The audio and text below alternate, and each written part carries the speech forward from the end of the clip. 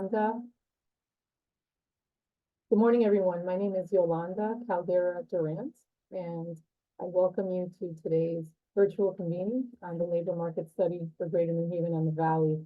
We will get started at 12 p.m. Thank you.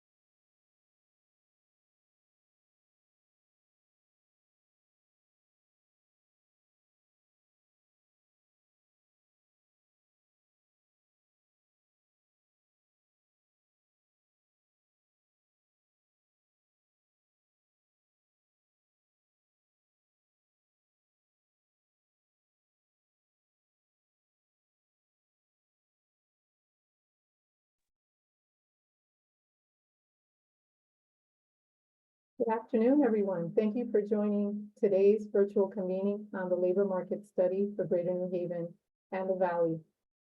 I'm Yolanda Caldera Durant, Vice President of Program and Community Engagement at the Community Foundation for Greater New Haven. We are pleased that you can join us today for this important conversation about our recent labor market study that focuses on the labor market challenges and opportunities to better connect Greater New Haven residents with good paying middle-skilled jobs in healthcare, manufacturing, and bioscience. So before we get started, I am going to just quickly walk you through the how to participate in today's webinar. So all participants are muted. We cannot hear you or see you.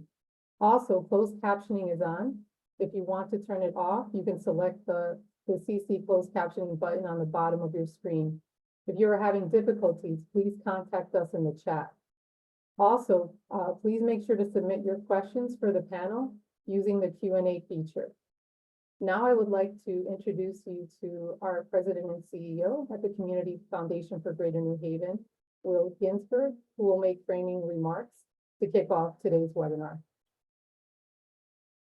Well, thank you, Yolanda, and thank you all who I can't see out in the virtual audience. Thank you for joining us today. Thank you for your interest in this very important topic. I also want to thank at the outset Garrett Sheehan, our moderator from the Greater New Haven Chamber, and our panelists, who Garrett will introduce in a few moments. I want to thank them not only for being with us today and taking the time to do this, but also for the leadership that each of you provides and each of your institutions provides in promoting economic growth in our community that creates inclusive opportunity for the people of Greater New Haven. Inclusive opportunity, that's what this labor market study is about. It's about creating opportunity broadly in our community. It's what the Community Foundation's work on inclusive growth is about, which is one of the linchpins of our strategies and our strategic plan. So this study, this labor market study we're going to be talking about for the next hour is a critical part of our inclusive growth work. I want to thank our partners on the study, our affiliate and partners on philanthropy in the Lower Naugatuck Valley, the Valley Community Foundation, and Blakely Consulting, who did the work and prepared the report. And also recognized and thank Yolanda for her leadership on this. As she said, she's our Vice President for Program and Community Engagement. Yolanda leads our Career Pathways work, which is what this study, labor market study, is about. She's the leader of our in-house inclusive growth cross-departmental team, where we bring all the foundation's work together to focus on how we can promote inclusive growth. She's a very important part of our senior management team and a leader on our inclusive growth work. So Yolanda, thank you for all that and much more. The starting point, from my perspective, for this conversation is a couple of starting points, several starting points. One, the economy in Greater New Haven is growing today and is changing today in ways that really have created an historic moment for us, a moment where the possibilities to create inclusive opportunity here are such as we have not really seen in our adult lifetimes, I dare say. You can see that in the data in this labor market study. You can see it in the data about healthcare and healthcare employment. And that's why I'm so pleased that Dory Manor is here from Yale New Haven Health System. And you can see it in the manufacturing sector, the data about manufacturing. And again, why I'm so pleased that Marcia LaFemina is here. And you don't really need data to see how the opportunities that are being created in the bioscience sector. I say you don't need data because you can drive, if you drive down College Street in New Haven and you see the buildings that are going up and the buildings that are being converted and the activities that are going on at the Yale School of Medicine and in 100 College Street and 101 College Street and the companies that are in those buildings, you can see how bioscience is a locomotive for economic growth and inclusive opportunity in our community. And I'm delighted that Orlando Yarborough is here from BioLaunch to talk about that. The second starting point is the challenge that's before us. With opportunity comes challenge. The challenge to see that this growth benefits all, that it is truly inclusive. The national experience suggests that that's a big challenge because the national experience is otherwise, which is that as we grow as a national economy, we become more, not less, unequal. In other words, where growth is not inclusive necessarily by itself. And this is one of the issues that's actually pulling us apart as a society, I would say. And this was exacerbated by the pandemic. So the challenge before us is for our community is to chart a different path. And we can do this, I believe, and the Community Foundation believes we can do this, but we can only do it if we're all committed to this, to making this a priority and to working together to realize the idea of growth that is inclusive. We have to grow and we have to grow in an inclusive way. And from our various different perspectives, whether it's government or the nonprofit sector or the for-profit sector, we all need to be working together on that. As a philanthropy, the Community Foundation is doing everything we can to promote that. And we know that the social changes that we work on every day, the issues that this community's charitable endowment supports and has supported now for 96 years through this foundation, we can only address those social challenges effectively if we succeed in promoting inclusive growth. So when people ask me, why is this philanthropic institution working on these economic development and inclusive growth issues, that's how I answer the question. Our labor market study is full of insights and full of recommendations as to how we can do that. Insights and recommendations from employers, insights from employers and recommendations to employers, insights from the workforce ecosystem, and recommendations back to the ecosystem. When I say ecosystem, and if you've seen the report, you've seen this, we're referring to government agencies, nonprofit job training entities, schools, higher education, et cetera. And the labor market study also identifies barriers to inclusion, because this is really important. Calls out barriers that in particular face certain elements of our community, people of color, women. So issues about racial discrimination, issues about the need for expanded childcare, these are all called out in this labor market study because these are issues that we need to address and we need to acknowledge and address directly if we're going to make progress in promoting growth that is truly inclusive. One more point that I want to make before I turn this over is, and this is, I think, as important as anything. You know, I said it before. This requires all of us. This requires a community-wide effort. Indeed, one of the core goals of the Foundation strategic plan is to promote inclusive growth, and the first objective under that goal is to build community-wide ownership for regional inclusive growth. This can't be the job of the Community Foundation or of philanthropy for that matter, or the nonprofit sector for that matter. This has to be the job of all of us together, and in particular the business community, because this is fundamentally about business growth and about a business commitment to make that growth inclusive. The foundation is working on those issues too through our New Haven Equitable Entrepreneurial Ecosystem initiative, which we can say more about on a different occasion. So, you know, we talk about ecosystems, workforce ecosystems, entrepreneurial ecosystems. That's a fancy word for saying there are lots and lots and lots of actors, and we all need to be working together. And business leadership is a critical part of that, because in the end, inclusive growth is not just a social effort. This is something businesses need. And I think you'll hear from our panelists today of the need for employees, the need for employees who can step into the jobs that exist in our community today and the openings that exist in our community today, and realize the opportunity that creates. So for all those reasons, the Chamber of Commerce has to be, and under Garrett Sheehan's leadership, is at the center of this. And I want to acknowledge, as I turn this program over to Garrett, who's going to moderate the conversation, introduce our panelists, I want to acknowledge his leadership on these issues. Garrett, we are a great admirer of how you have tackled this challenge in your years leading the Chamber. I thank you for the Chamber's role and your role in this labor market study.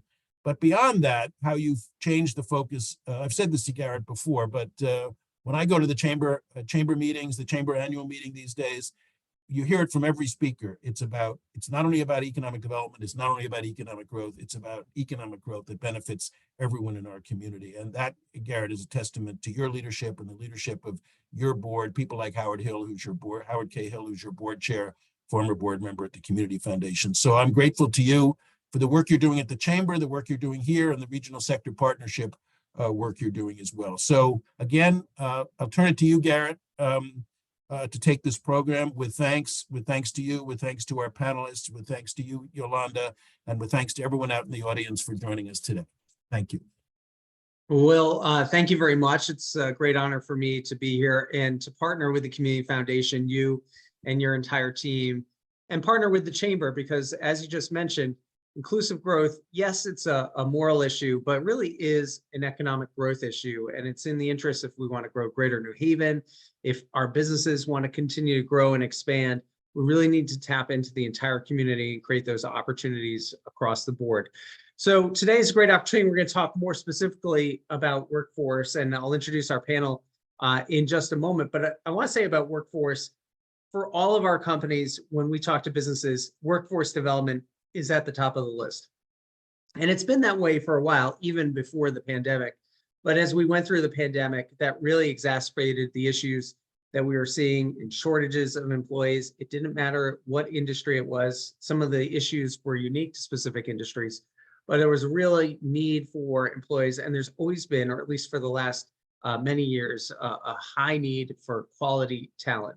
And so what that's done for the business community is really, I'd say, overall a transformation where employers are definitely trying to meet their employees where they are, meet the needs that they have that may cause them to not be able to be effective on the job or not be able to apply to certain jobs, and to attract a much broader piece of the community to be involved in the jobs that are available today and into the future as well. I think we get a taste for that in the survey and the study that's been completed by the Community Foundation and some of the key findings that we'll go through as we talk. And part of what that study shows is there's a lot more work to be done. But I'm excited to have the business leaders that we have with us today because they really are the stalwarts of having this broader campaign of how do we get employees into these jobs? How do we address some of the challenges that they're facing that are keeping them either out of the labor force or not being able to advance into the types of positions that are really desperately needed at so many of our employers across Greater New Haven. So with that, let me introduce the three panelists that we have with us today. We are joined by Marcia LaFemina, who is the CEO of Penn Globe, and also now of Match, which is a training program that we'll discuss a little bit later on. We have Dory Manor with Yale New Haven Hospital. She's the Vice President and Talent Acquisition and Development for Yale New Haven Health. And Orlando Yarborough, he is the Executive Director at BioLaunch, also a new training program that we'll get into the conversation with and talk with each of them about. Let me start off and I'll mention a few things that were in the survey, really focusing on some of the conclusions that were in the study that the Community Foundation has put out, but that there's an urgent need to connect workers with middle skill jobs, opportunities existing in healthcare, manufacturing, and technology. I think you can see that in our panelists that we have today. Training programs that must be designed with close employer participation and engagement. Employers have to be creative and innovative to include marginalized workers into new fields. And lack of care infrastructure is keeping workers, especially women, out of the labor market. So with those details, Marcia, maybe I'll turn to you first and each of our panelists. What really stands out from this labor market report that the Community Foundation has put together, and are you seeing some of these conclusions take place in the workforce? Marcia? The challenge that's before is nice. Thank you, everyone. It's nice to meet you all. I've not met you before on this call. You know, the challenge we have in front of us to actually make the connection. What does that look like? There's so many connections that are going to be required for us to be creative in our thought processes and in our actions to be able to bring people quality of life and wealth and generational wealth and all the things that we would want to have for them. There was not a call for things to be legislated. It comes from within our own community. Thanks, Marcia. Dory, you and I talk, whenever we talk about the needs that you are desperately trying to fill across all of Yale New Haven Health. And I think you probably saw some of those same exact points in the study that was released by the Community Foundation. Yeah, no, we did. You know, we're doing a tremendous amount of work. You know, we have a tremendous need in healthcare, right? And that's across the country. So we're looking for entry-level positions, you know, schooling for, you know, a 2-week full-time period to part-time. It could be done in 6 weeks for a CNA position, a CNA, which we call PCAs, patient care assistants. We need nurses, we need radiologists, we need respiratory therapists, we need surge techs, and all of those programs we're aligning with a lot of schools to ensure that those programs are strong and that we can, really help folks within our communities we serve attend those programs so that they can be employed with us. And also, even our own internal employees, for them to go back to school. We have a strong program internally for them to go back to school so that we can fill some of those roles. These are all important roles that we all will need in the near future. Thanks, Dory. Orlando, I'll listen for your thoughts on the study, but also say, and you can explain BioLaunch, because really in many ways, BioLaunch is a response to several of the conclusions that are here in the report. Thank you very much. Yes, it's great to be here representing BioLaunch at ConnCAT. From the report, I was very surprised by just the number of vacancies that exist, and left me wondering, I know a number of them came about during the pandemic, but before the pandemic, how do we get here?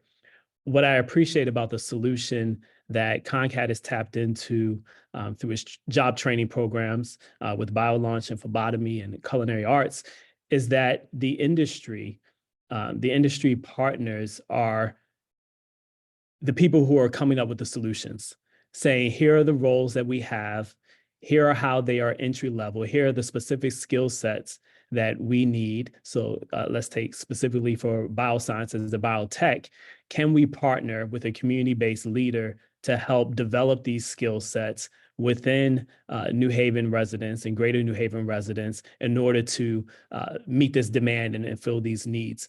So I think something that we importantly bring and uniquely bring in terms of job training is that the industry is taking the lead, and then the strong community partner and able to do this work with community is really making the difference and allowing us to move forward. So I'm pretty excited about the opportunities. When there's a great need, there's a great opportunity to be creative and help to fill that need. Thanks, Orlando. And we'll keep talking about the BioLaunch model. And I also want to talk about Match right now, Marcia. And if you could describe the program, because there are a lot of similarities between what BioLaunch is doing, what Match is doing. I think one key thread that goes across all of this is employer leadership, business taking a lead and saying, this is what we're looking for, and then trying to find solutions. But why don't you take this moment, Marcia, to explain a little bit more about Match and this really incredible program that's coming together. Thank you, Aaron. Yeah, I mean, whenever you're launching a program, you have to have a certain amount of documentable data, and that's where the employers come in. What do they need? How do we fill those needs becomes our creative process, but connecting with the employers to really be able to define short-term, long-term, looking down the road as this whole world changes, what do the employers need? And that's the first step. Then it becomes a situation of working hand in hand with the talent that is out there in our community to see how we can make literally matches, how we can make that. What do we have to do? Maybe there's an opportunity for those middle jobs just by getting people in entry-level positions so they can build their credibility with an employer and then move up the food chain. I mean, that's what we do. So, simple feedback. What would you do if you ran your own company? You'd want as little risk as you possibly could have, right? You want a little risk, but you want the end result. So looking for training programs, development that can, mitigate that risk, which is number one. Number two, give people a chance to be not committal until they're actually ready, and then giving them, manufacturers in particular, tools to be able to continue training that person once all of that has been done, once they're through the door and they're working and getting incumbent worker training. And so it's, like I said, again, this is not stuff that you can legislate. It's very, very personal. It's very much hands-on. What it's going to take one person to be ready to walk through that door and sit across the table comfortably with a potential employer is entirely different than it's going to be for the next 12 people that are, working alongside of them. So I don't know if that really answered your question, Garrett, but this is, I feel like that is baked into this report, and I think that our training programs in New Haven are addressing it that way. Thanks, Marcia. And I think what's so exciting, and you've heard from all of our panelists about some of the work they're doing, is these are really innovative approaches. And I'm excited that we have that occurring here in Greater New Haven. When I talk about how are we going to grow our economy? How are we going to stand out? It's really about having talent be our competitive advantage versus any other region. And the only way to do it, we have great people here. There's great people all across the country, across the globe, but having programs where our employers are extremely involved, looking at potential employees and how they bridge that gap. And so Dory, maybe I'll turn to you because you have many innovative programs that you've been doing over many years. I know great relationships with colleges, universities, with our high schools, and even in just the last several months, emphasizing those relationships more and getting even more detailed and partnering further. If you could share a little bit about that. Sure. So, it's not one size fits all, right? It's you have to be innovative and think about what is the role. And then we do work with our leaders within the organization and then the colleges to say, here's a need that we have. We've even, we have a surgical tech program that is offered through Gateway Community College. And we actually, it is we fund that position to teach the course so that we can have, because there was a shortage of it. So we now have that program in place. So if we graduate 20 of them, maybe we don't hire all of them, but we hire some of them. And, this is the same for a CNA program. We're doing a lot of work actually through the Greater New Haven Chamber of Commerce, New Haven Chamber of Commerce, the collaboration, healthcare collaboration. And it's fantastic. We're doing work with Southern Connecticut State University. So they're graduating a lot of students with the CNA program. We're hiring them, doing their clinicals so that we can then entice them and understand what healthcare is all about. And I actually, I kind of want to circle back, like it's the knowledge of these roles that we need to really start talking about at a much younger age than college, right? It's the high school, middle school. So we've been doing a lot of work through your group, Garrett, and Anne's been fantastic. And what we're doing is going out, and these students are really interested. They don't know what some of these roles are, right? You don't have to go to a 4-year college. There's a 2-year program you can go to. And we're connecting those students with these colleges and really, giving them knowledge of what that job is. And, really, if we have to, we can also bring them in to shadow to see, is this something you're really interested in? But we have to start going into middle schools and high schools. And I mean, we're doing that, but even younger so that they have, so, it's a domino effect. We have to start them, we have to start going into the schools at a young age. We also have to have the programs in place so that we can have people go into these areas, whether it's biotech, health, or manufacturing. Yeah, thanks for bringing that up, Dory. And that career awareness piece seems so important, but I would love to hear from the other panelists as well about what kinds of gaps you're finding exist between potential employees down the road while they're in school, and if first, if these are jobs that they can imagine themselves in, or if they even have an understanding of the type of work that exists. And so, Dory, maybe I'll start with you since we started this conversation about what do you find with kids in schools? Is it not dreaming big enough? Is it that they don't even know what some of the work entails, and so they kind of forget that career path before they even get started on it? Yeah. I'm sorry, you were asking me, right? Okay. Yeah, So go ahead. yes, you know what? It's so funny. We've seen a huge increase in their, they're eager to learn about it, because I just think it's that they don't even understand it, that I mean, I'll tell you, when I was in school, I never understood what a radiology tech was, or, I think it's really just bringing these options to them and letting them know there are other options. When you graduate, you will have a job. It's a guarantee. So it's really, just really making them aware, right? Here's what is available to you. And if you want to go to your school for 4 years, you go to school for 4 years. You want to go to school for 2 years, whatever that may be, but giving them those choices.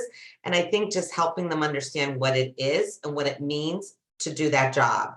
So we even have employees who are willing, that do these jobs, come out, they're eager to come out and show students what these jobs are about, because they're excited about it. And they know that they need to make sure that we entice these young folks into wanting to go into these careers. And you never really know when that spark occurs for someone that they go, hey, that's what I want to do. I want to be like that. Yeah. Or Orlando, you and I have talked a lot on the bioscience side, and we're always talking about bioscience in Greater New Haven, how it's growing.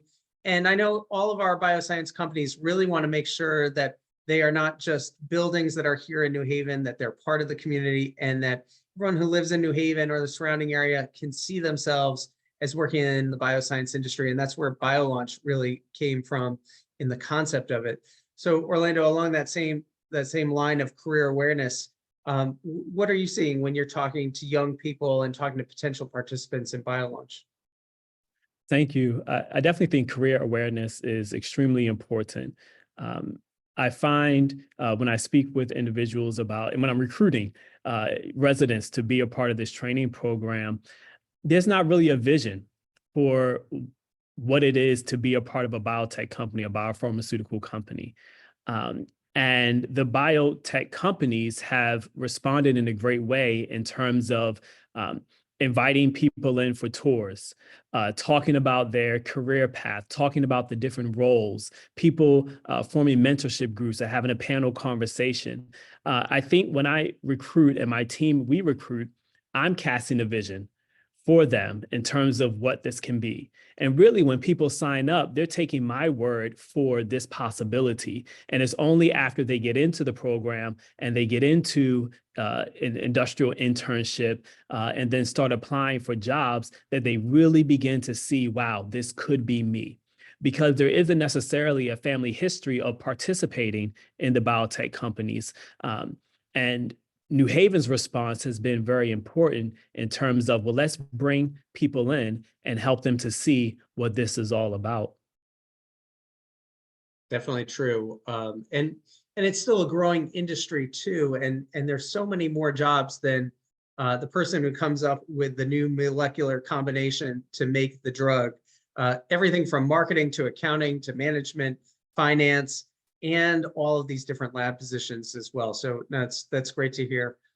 Marcia, when we talk about career awareness with manufacturing, we're always talking about, hey, this is not your grandfather's manufacturing. Manufacturing has changed. It's very digital, lots of different opportunities.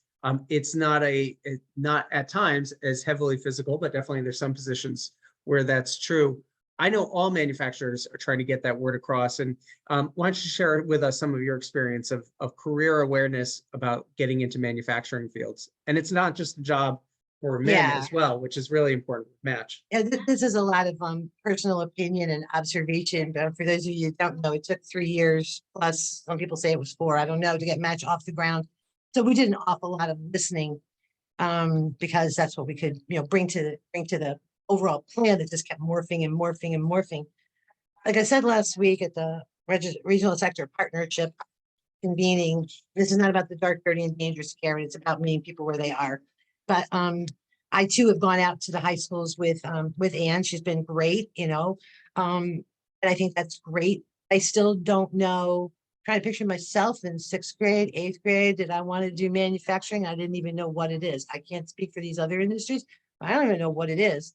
And the exposure is one thing, but if you don't know, if somebody doesn't hold your hand and hold you up so you can see that you could do that because you like bronc racing, you work on cars, you're a gamer, you're any number of other things. And, I can't imagine meeting a 6th grader, without being able to say to them what their hobby is, you know what I'm saying? And then build clubs out of this so it comes organic, so that when they think that they can do that, and when you take them to a factory, or a plant or wherever, they can see themselves in that space, right? And I can tell you that goes right now with the trainees at Match. I think most of the people there are probably between 20 and 35. And I got to tell you, back in August, not one of them thought they could do this. Okay. They came because somebody told them they had to come. That's the truth. I mean, unfortunately, somebody told them they had to come. But, to hear them, I can do this. I can wire things. I don't have to hire a plumber. Things have nothing to do with manufacturing, but just the ability to be able to work with their hands and know that they can do things. That's really important information, at least in the manufacturing sector. Like I said, I can't speak to the others, but just that I can do it because I saw it. Somebody said to me once, you can't know that you want to go to Broadway if you never saw a Broadway play. You can't know. You can't know how great it could be, whatever that is for you. If you've never seen it and experienced it, and somebody say, this is why you want to go because how cool this is. Anyway, big believer, and we need to get video games into manufacturing training here in New Haven. Anybody wants to hear that again from me? I will say it. It's available. It should be done, and it could be done for every one of these 3 areas of employment. There's a video game from the same supplier for every single one of these. They reach our 6th, 7th, and 8th graders. Thanks, Okay. Marcia. And you've heard all of our panelists mention the role of the chamber. And for us, it's really been in education, in learning more about the jobs and the opportunities that exist with our employers. And our role is just really to be a convener and bring people to the table. But what has changed, and this is a lot of us working with the Governor's Workforce Council, the Office of Workforce Strategy, and a program that we apply called Talent Pipeline Management, is we're really starting with the employers and saying, what are the jobs that you're trying to fill? And then going backwards and going to those folks who provide the training or gearing up the training specifically around those jobs. Because for so long, we've had these mismatches of, hey, we have lots of jobs available. We have lots of people who want jobs, but there's a gap between them being able to fill it. And, if each of you can maybe just comment on that change in approach, and if you're seeing it working and how that saves in efficiency and time for the potential employee on the training they take, but that we are much more specific, much more intentional about talking about the actual jobs that are available and what you need to be successful in those jobs. And of course, advance as things change, instead of a much more broader approach of just get a great education and the job will find you. And so Marcia, maybe I'll start with you and then we'll go to Dory and Orlando. Well, I think that, if you're specifically talking about the TPM, I think that's a great tool. I think we've just scratched the surface of being able to see how we can implement that and make that work. We are the only region, as we talk about what defines this work. I don't know if you said that, Garrett, I don't think you did, but we are the only region that is using it. So it's just another one of the many things that we're trying to do down here in New Haven. And, throw 10 things against the wall and wow, if 7 of them stick, this is going to be great. That's a great point. And well, Marcia, TPM is our code for talent pipeline management. And as I was mentioning, really data-driven process. When it came to manufacturers, we did a study a couple of years ago, and just of 14 manufacturers, we found 432 openings for machine operators. So really allowed us to zero in and focus on, hey, what are the skills that are necessary? How do we get people into those positions? Dory, the same thing, and you mentioned the collaborative that you're a part of with the Greater New Haven Chamber of Commerce, and we're talking about those CNA positions and what are those actual skills that you're looking for, and how can we line those up amongst all the employers so that all of our education partners are offering those same experiences, the same training that's needed. Understanding each job is going to have a little bit different variances. Each company or organization may have an emphasis somewhere else, but there are a lot of similarities, and we can better streamline for the available jobs that are out there. Are you seeing that type of approach is going to be effective for the hospital, especially if you have so many openings that you're trying to fill? Yeah, I do. I think, the more, by the way, my needs in this collaborative, I just want to say that my needs, and I say mine, Yale New Haven Health's needs are the same as all of our partners across the state, right? And especially in New Haven. So no matter who the employer is, if you're in healthcare, the needs are the same. I think the collaborative, what it does, it offers us an opportunity to ensure that the education is aligned, right? Because in the CNA program is the same no matter where you go, and we're all hiring the same folks, or we're all hiring for the same needs. And that way, folks are getting the same education and they have opportunities within all of these different employers. So, I do think that the collaboration is helping, because what it's doing, it's streamlining. A CNA program is basically, similar no matter where you take it. But outside of even a CNA program, I think it's important to identify where the needs are and then ensuring we're meeting those needs educationally, right? And not making people go to school longer than they have to, or making sure that the program is long enough and that they get the skill sets they need to be successful in those roles. So I do think the collaboration is helping because we're talking about these things and ensuring that we're also meeting with the schools to ensure that they're providing the right structure and skills for these students, if that makes sense. Yeah, definitely. And if you're going through all the training, you want to know that there's a job opportunity for you at the end of it. Orlando, I think with BioLaunch, you get in the program, part of the program is that you're working towards an externship opportunity, which hopefully becomes a job opportunity. That's really the key of what is going to make BioLaunch successful. It is. Thank you. To your question around efficiency, I just want to lift up that word because the industry partners, because the biotech companies are saying, here are our needs, here are the skill sets that we need. What we train, everything's employable. What we teach, there's no fluff in the time that we spend training our adults. And so they are able to receive in a very compact way over 6 to 9 months, they're able to receive hands-on training that's valuable to industry partners. And I think that type of injection of training is different than what comes from a 2-year or 4-year institution, because it gives them the experience that employers are looking for. And in particular, what we do and what we talk about we talk about externships, is really a probationary period. It's a probationary period for the employers to train the BioLaunch trainees in-house on the topics that are important to that particular company, and then for them also to get an upfront view of what it's like if they were to hire this individual to work for their company. So we really are able to streamline the learning process. And I just want to add 2 other pieces, in terms of stakeholders, financially, the companies are invested in BioLaunch. They put their time, their talent, also their money.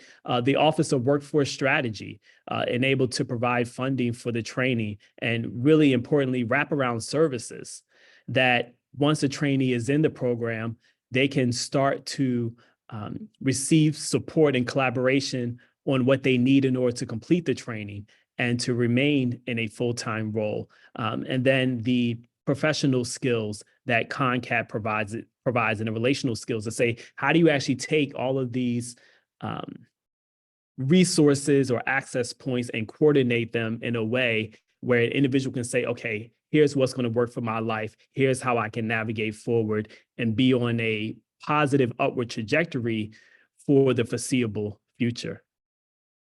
As we started this program, Will talked about the Community Foundation's emphasis around inclusive growth. And in that, there's an acknowledgement of the impacts of poverty, race, gender on your ability to get a job, the job that you think you can have, and whether the different types of jobs that people end up with. So with that in mind, let me ask each of the panelists, and Orlando just touched on it. Wraparound services, I know that's something, it's a big term, but it's definitely a part of all of many of the programs that are being put together nowadays, specifically to address some of those historic and systematic issues. And also even it comes to recruitment and how all of you are recruiting into your program. So Orlando, maybe I'll start with you, and if we can unpack wraparound services and what you're finding that participants need, how critical that is, what things maybe they don't need.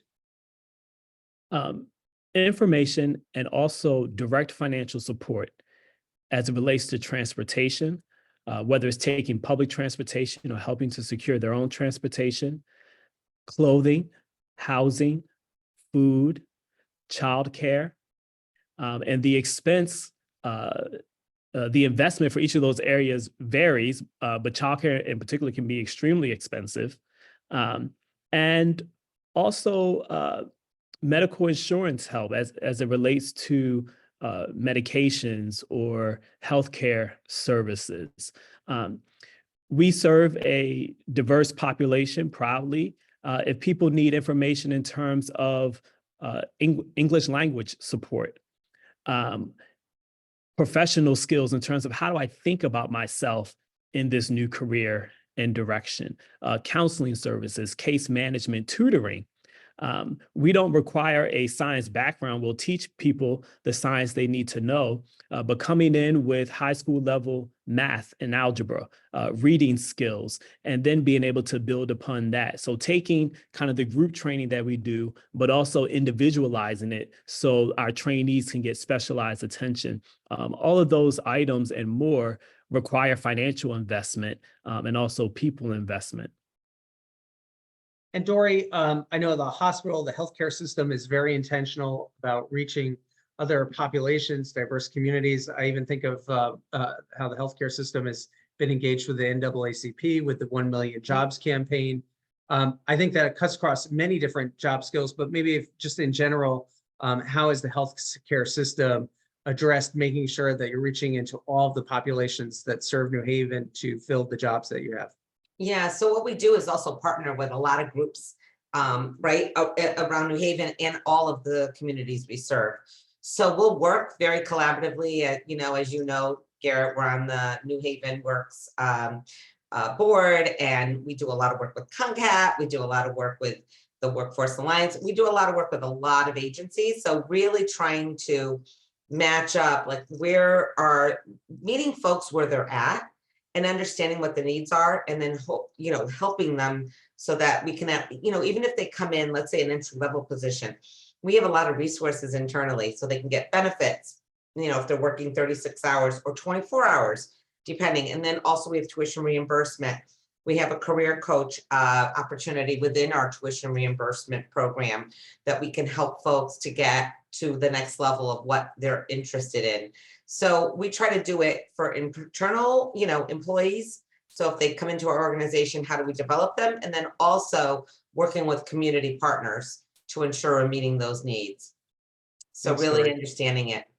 Yeah. No, and Marcia, we're talking about barriers, and I know that's what Match is all about, is breaking down some of those barriers, even conceptually, the hours that people work in a manufacturing facility. Can you tell us a little bit about that? Sure. So that's the easy part, as it turns out, since September, come to find out. So, the idea is, and it's supported by other companies nationwide who are doing this. We're not doing something that other people aren't doing. We just found validation. But 9 to 2, the 92 window, to bring women into the workforce. That's the whole point. So that if they could find the daycare, they couldn't pay for it. But if they could work 9 to 2, and we can overcome the fatal flaw of the summer and have, care for them, school holidays, again, bring in partners. The Boys and Girls Club is going to be huge in helping us address that, but that will not provide dollars for childcare. It provides a creative solution that employers. But one of the most intriguing things in the last 2 months is that the gentlemen need this, not just the women. The gentlemen need this because they're handing off, and their partner or wife is going off to do her job. And so they need, to be home at 2 o'clock when the kids get off the bus at this moment so that somebody can. So our 25-hour week might wind up sticking around for a little while, and we'll see where that goes. But the big thing I want to say is that, and this has been just huge, the blurred line for support, there is not childcare and transportation. It is everyone. We are spending half of our time being there. I don't know the way to put it, just simply being there, which pushes the training out. You can't possibly be training when somebody has, their son just died and she got shot, and you know what I'm saying? I mean, this is not like could happen, like this is happening. It's very blurred. I think about the car thing. I mean, we're going to hire one of the Match graduates over here at Penn Globe. It naturally, probably more than one, but this gentleman is homeless. He's homeless. He's the best person. Time when he shows up, he's there all the time. He comes in, he's homeless. He's driving a car. I know it's not registered. I know that he's, tootling down the road like 3 blocks and nobody to get the Match and nobody's stopping him. Well, what's going to happen when he comes to North Branford? And where's that money going to come from? And where, I mean, call my friends, the cops, and say, could you please leave this guy alone here in North Branford? But, the bigger picture of all of this, and you can't get your car registered because you got parking tickets. I'm just going, or you owe taxes for that car that you owned 10 years ago. I mean, the lines are so blurred, at least in our space. Again, this is not a college educator. We're not driving people to community colleges. If they get there, we're driving them towards jobs that they can do. But the obstacles are nothing you can just put in little stackable cubes. It requires being there and paying for it and paying for these people to get trained, funding to actually give them a paycheck. That's why they're showing up for minimum wage, 25 hours a week, because we're paying them. Anyway, I probably didn't answer your question, Garrett, but No, you did. And, and I'll mention, and we can take some questions in the Q&A if you have them. I mean, I just scanned through what was in there right now, and actually a lot about specific programs, if these are being offered or not. And I know our panelists, at the end of this, will take a look at those, because it's really identifying all these different resources that can be a good fit into the programs that we have. I wanted to ask about recruitment, because we're building these programs. You're all trying to address the challenges that potential employees have, but that still doesn't mean that recruitment into these different jobs is easy, and that you're having every potential employee that you can have. So maybe if each of you could talk a little bit about the challenges that you see in recruitment, additional challenges that need to be met for potential employees to be able to fill these positions. Marcia, you want to start? Sure, because we're different again than the other folks on the panel. There is no bar. We want you to knock on the door. There's no test. There's no, can you pass a math test? We can teach you shop math when you get in there. We don't have to start from the get-go and shake your confidence because you don't know shop math because you haven't been in school, for 10 years. Come on, get through the door. So our barriers, and why it took so long, as Garrett, Yolanda very well know, was, finding a place that was located a right place, not on the outskirts of town, but downtown Fairhaven, next to two different bus lines, easy to get to, easy for it to turn into a place for shuttle services to, meet people there and take them to their jobs, where their jobs are going to be, right? Maybe their job's going to be in Wallingford, take 12 people up to an employer in Wallingford. And we have a wait list.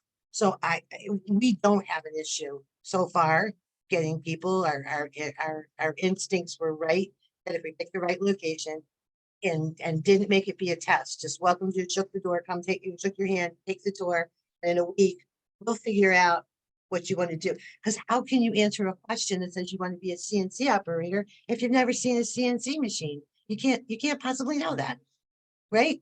So common sense, that's all we're doing. Does it come down, Marcia? Do you still need getting the word out that the program exists? That I would assume that, getting more people to know about it. They're coming in waves. From places that, we haven't advertised, as I don't know where you would advertise, but people are hearing about what we're doing. Whole groups of people from different organizations and legal aid and places we even haven't even had opportunity.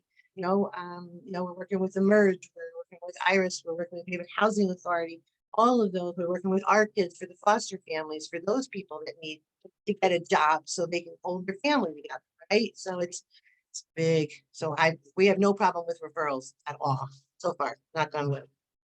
That's great to hear. Orlando, how about you recruiting people into this program? Yes, the word is getting out. People are finding out. They are applying. We want to get the word out more. We want more people to know. In particular, we want Black and Brown, underrepresented, historically marginalized individuals from New Haven and Greater New Haven. Those who are kept out of the arena of bioscience, don't really know about bioscience. So we still need to do a lot on our end.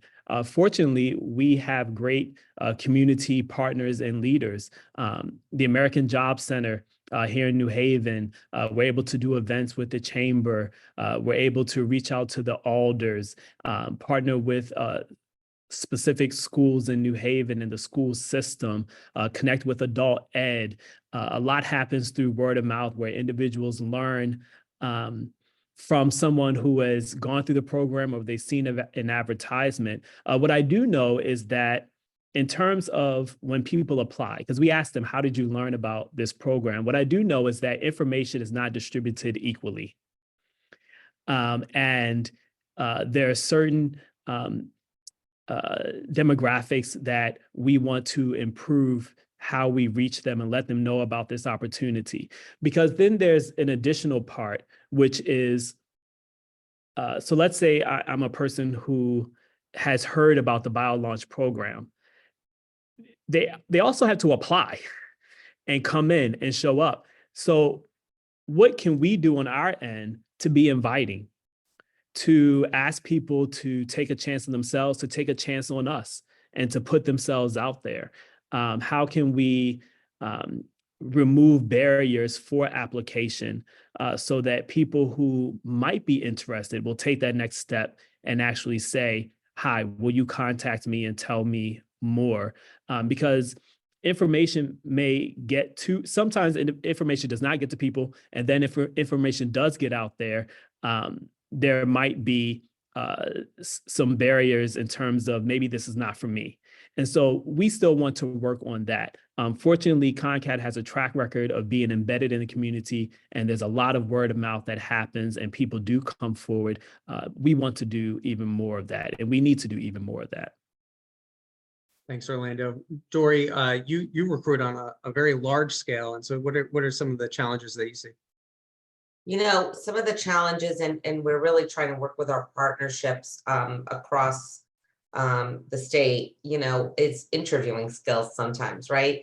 So talent acquisition, my team will interview folks, and then my team will actually many times prep them. If they're not ready to meet with a manager, they'll say, hey, I need you to work on X, Y, Z. So, but it's time, right? So we're trying to fill a tremendous amount of jobs. We don't always have all the time. So I think really instilling some of those programs, even in high school, teaching them how to interview, prepping for that, what to eye contact, don't do it on your phone, make sure you're answering the questions, prepping for that interview. So I think that's one of the important we see, especially on an entry level, right? Positions. I would say some of those soft skills, and really understanding, also, resume writing, right? Making sure that they put everything that's important on their resume so that that's captured, because, that means the difference of getting that interview or not. Making sure your resume is up to date and that you have all your skill sets on that. So I think some of those soft skills, because once they're in, we interview them. My team will do that first interview. We will help them through that, but it's really important that they have some of those skills. No, and thanks for addressing that, because I'm seeing in the chat we had some questions about resume training, interview skills, different programs like that. And as I look through the Q&A, a lot of it is just a great sharing of other resources, other pools to work with. I'm seeing things about adult education programs as well. And how do we address these needs? I do want to mention, I'm going to do a terrible job here because there are so many partner organizations, whether it's Workforce Alliance, New Haven Promise, New Haven Works that Dory mentioned before, all of our universities, Gateway Community College, so many different groups. I know I probably just left off 10 or 20 of the other incredible organizations that are out there. So maybe I'll close with this question for each of you, and you can take it in whatever direction you want to. Connectivity, how do we connect all of these different people working together, trying to solve these problems? And what do you think are some of either the opportunities still within your own organizations or in employers overall, so that we can bridge these gaps, reach more of our communities, and put people to work, but also put them on career paths that really lead to success and wealth building? Let me start with Marcia. I'll give you the first shot at that. Well, we're an experiment incubator over there at Match. The name stands for Manufacturing and Technical Community Hub. And that community hub part of it is the important part, because to your point, Garrett, as we've been saying, everybody has to bring what they do best. I know how to make things. I do not know about benefits cliffs, but somebody does. And I don't know about, how to write the world's perfect resume, That's, I may not know what it is to go to the Cheshire Correction Facility to do a job fair, but somebody does. And so if we bring everybody together into our building and the people don't have to go looking for who knows? I mean, and that's the goal. That's why having engaged partners who are excited.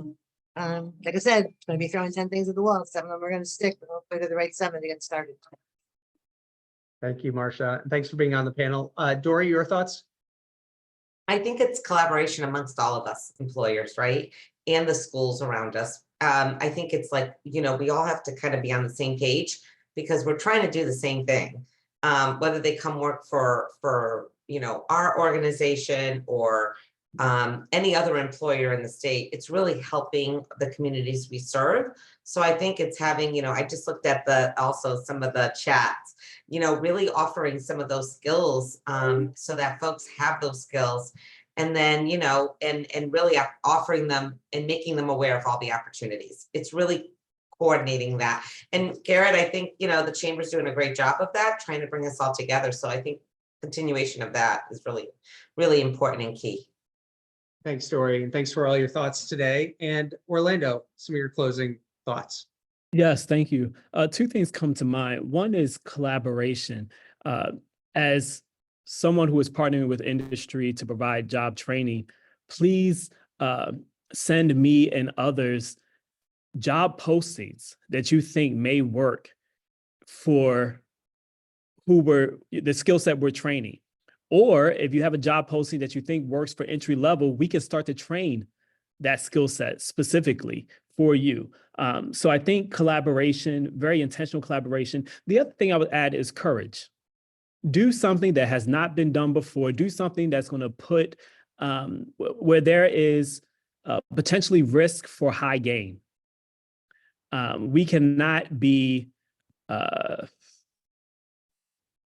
so careful that we don't take any step.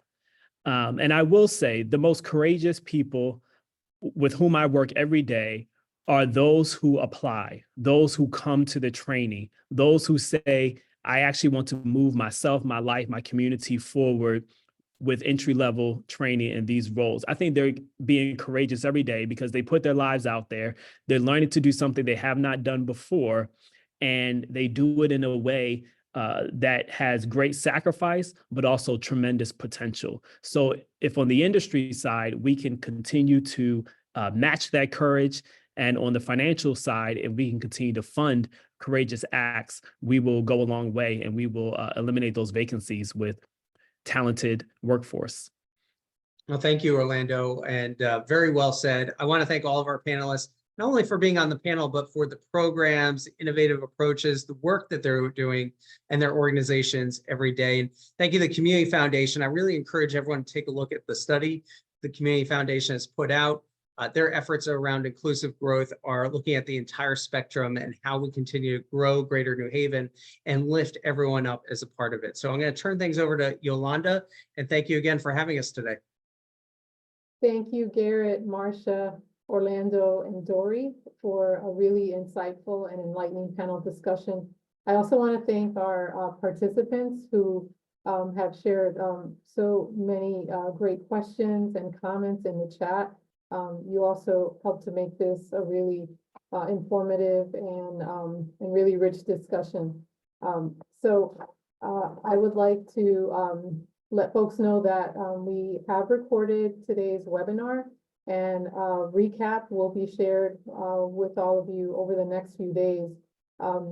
I also wanted to invite you, and I'm going to ask my colleague Carmen to share the rest of our slides. So because we are, this was our very first virtual convening of the year. So I'm glad you all were able to join us for that. But also please join us on January 25th for a webinar called Practicing the Pause, Decision-Making and Unconscious Bias with the Honorable Richard A. Robinson, who's Chief Justice of the Connecticut Supreme Court.